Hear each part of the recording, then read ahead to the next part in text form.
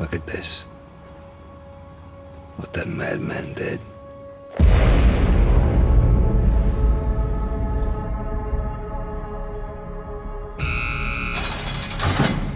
Listen, Sal. Carmine Falcone's dead.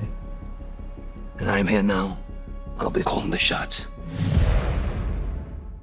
Alright, Penguin Episode 1. I was actually looking forward to this series, which is why I kept my HBO Max after House of Dragon Season 2, which sucked. Not because lack of dragons or battles or any of that. I just wasn't a fan, but that doesn't matter. Either way, I kept my HBO Max for this series specifically. A lot of that has to do with The Sopranos, which I'm sure a lot of people have brought up during the reviews. I haven't watched anybody's reviews. I wanted to watch the episode for myself and kind of take it all in. I've heard good things and I've seen people post good things. Either way, I wanted to watch for myself. So, thinking of organized crime within the DC universe, very intriguing. Adult, made for adults, real gritty, was all appealing to me. So, I hung on to my subscription, and I'm glad I did so far.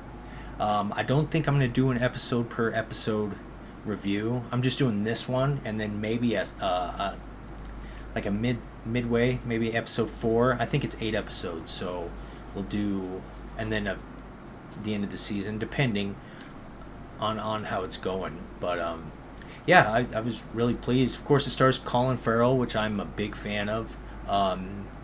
I say big fan because I really respect him as an actor. I think he nails it in his roles. The movies he's in are not so great. You got Daredevil, SWAT, Alexander, which was just atrocious. I blame the director on that. The directing was just awful on that.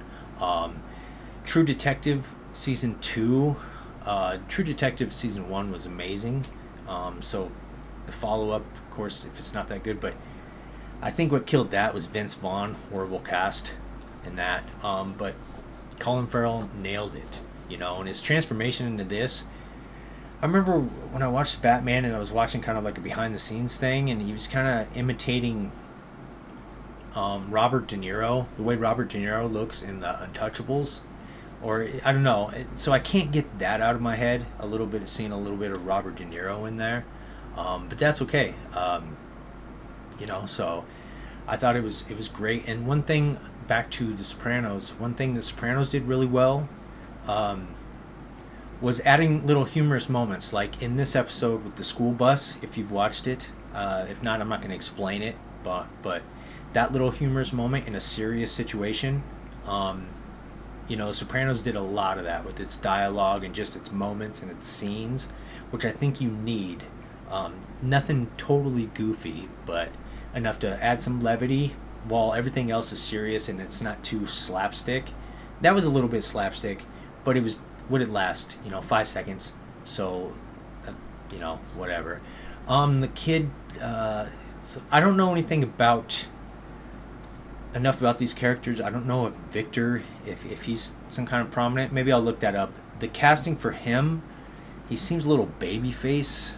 And maybe that's why they're doing it. So when he's kind of like a right-hand man for the Penguin, and you see him evolve, he'll look a little bit tougher. But he just looked so mopey, a little too mopey, and that could just be the actors. Because I looked him up and I thought he looked familiar, but I didn't recognize anything that he's done. So I'm not sure if it's lack of experience or if that's just what they're trying to do with it.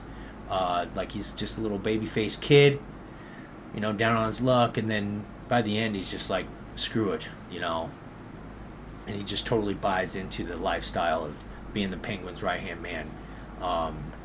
So I thought that was some good dynamics, is the way they try to humanize the Penguin a little bit, which we've all known. He's like real insecure, and because he's atrocious, he's ugly and handicapped and all that. So little moments too to kind of humanize him. I thought that the scene with his mom was interesting.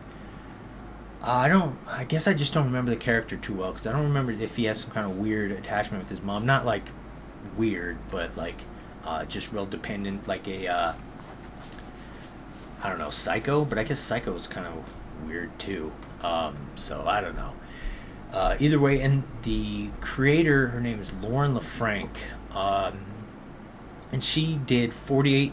She did a few projects, but predominantly 48 episodes on Agents of Shield, which I watched a few episodes when it first started, and I never got into it. That was so long ago. There was other stuff going on. I think Game of Thrones was still going on. I don't know if it was on at the same time, but Dexter was back then too, I believe. Walking Dead. I just had other options. Never really got into it. So overall, yeah, this was pretty enjoyable. And then one of the things that I was a little concerned about I was looking at the cast and crew and everything, and it looked like they have different writers per episode, which I don't necessarily like, because then that's when you get people trying to put their own spin on things, maybe trying to build a resume, or they just have a different viewpoint on things. Really not a fan of that, but we'll see how it goes. I saw IGN through Jeremy, Geeks and Gamers, shout out, through their video. IGN gave him a 5 out of 10. IGN has no credibility in my eyes, but you never know. He mentioned that might have been after a full series watch or a full season watch, so maybe it does go downhill. But I think if it had any of their same viewpoints in it, they probably would have gave a higher score. So it doesn't really mean a whole lot. But it's just the only rating that I've seen for a full season. I've seen some people trying to clown on it for whatever reason. You know how X gets, Twitter, X, whatever. So yeah, I'm definitely looking forward to another episode. I'm gonna rewatch it again. I probably should have done it before I did this, but obviously I didn't. Another thing too I really liked is when he was in that chair. I'll try not to explain, because if you haven't seen it, I'm sure most people have seen it by now. He's being interrogated. The Penguin is, and yeah, I'll just say the sidekick kind of bails him out, and I thought that was a nice touch. I won't say exactly how, but he's going to get out of it anyway, because it's the first episode and he's being interrogated. He's not going to die, and then he gets bailed out of the situation. I thought that was a nice little touch too. And the way that he smiled and laughed. That close up on his face, it was excellent. Like I said, I've been a fan of Colin Farrell since The Recruit. I'm dating myself here, but early 2000s, and then I've just watched him, and like I said, he's always solid. Just bad movies, bad projects. I don't know if he's his own manager or what, but hey, hopefully he stays on with this. And I was watching him after the fact, a featurette after the episode ended, and the creators, the showrunners said something. They were talking about how he blasted, gosh, I already forgot his name. The son, whatever, the Falcone guy, because he laughed at him. And then they zoomed in on the script, and they highlighted, burst out with laughter. And they talked about, they really emphasized how he doesn't like to be laughed at. And then there was the purple car, and he was wearing the purple vest. So I don't know if they're going to work in a Joker thing or not. I haven't heard anything. I haven't really heard much about this. I hope they don't try to go too side character-y, let Penguin have his own story, but little references, maybe like on a TV in the background they show Joker or Catwoman, Selena Kyle, wanted for this. That'd be kind of cool. Just a little touch. But they did cast. I highly doubt Zoe Kravitz is gonna make an appearance. I know they cast the Joker, or he did that, after the credits scene after the Batman, him and Riddler were talking. So I don't think that's a big name actor. He's kind of a goofball.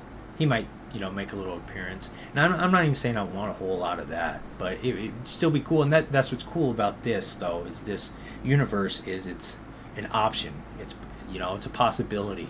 But if not, if they just stick straight to the organized crime, that's excellent as well. Another thing too is the woman, Falcone's daughter. Gosh, I forgot the character name. Shame on me. But I wonder if they cast her because she kind of reminds, like, in the Godfather movies, the daughter. I wonder if they kind of cast her to try to look like that, have that same Italian woman look. She reminded me of that. I don't even know how much they actually look alike, but it made me think of the Godfather daughter. in the Godfather movies. So yeah, I'm definitely looking forward to this. We'll see how things go. Like I said, maybe I'll watch episode 2 if it's worth talking about. I don't do these videos very often at all, so we'll see how it goes. It definitely going to do a half season and then a full season review. So, all right, thank you for stopping by.